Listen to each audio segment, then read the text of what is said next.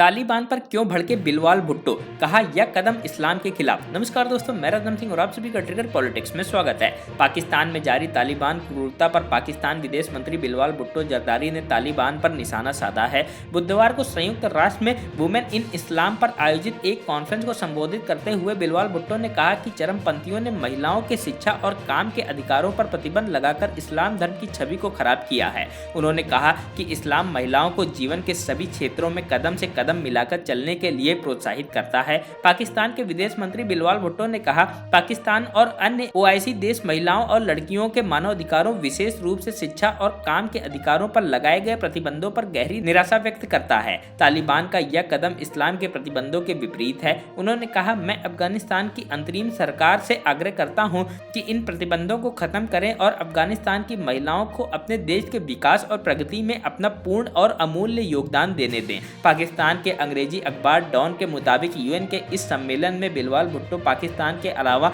OIC की मंत्री परिषद के अध्यक्ष के रूप में संगठन के सभी सदस्यों के लिए भी बोल रहे थे। 57 सदस्य देशों का संगठन ओआईसी संयुक्त राष्ट्र के बाद दूसरा सबसे बड़ा अंतर सरकारी संगठन है। पश्चिम देशों पर निशाना साधते हुए पाकिस्तान के विदेश मंत्री ने कहा कि पश्चिम देशों की नजरों में मुस्लिम महिलाओं की छवि हमारे सांस्कृतिक, ऐतिहासिक मानदंडों और मुस्लिम समाज में महिलाओं द्वारा निभाई गई भूमिकाओं से परे है। बिलवाल भुट्टो ने ओआईसी परिषद के अध्यक्ष के रूप में बोलते हुए कहा, 9/11 की घटना के बाद उन चरमपंथियों ने हमारे धर्म की धारणा को बड़े पैमाने पर कब्जा कर लिया, जो हमारे विश्वास का प्रतिनिधित्व ही नहीं करते हैं। मैं इस प्रोपेगेंडा का मुकाबला करने के लिए विशेष जिम्मेदारी महसूस करता हूं। एक मुस्लिम और पाकिस्तान के रूप में मुझे यह अपमानित करता है कि पश्चिम देश ओसामा बिन लादेन को इस्लाम का चेहरा मानते हैं, शहीद बेनजीर भुट्टो को नहीं। बिलवाल भुट्टो ने पश्चिम देशों से इस्लामिक सिद्धांतों और प्रतिष्ठात्मक समाज की प्रथाओं के बीच अंतर समझने का आग्रह किया। उन्होंने कहा कि इस्लाम विरोध मानसिकता से ग्रसित लोगों को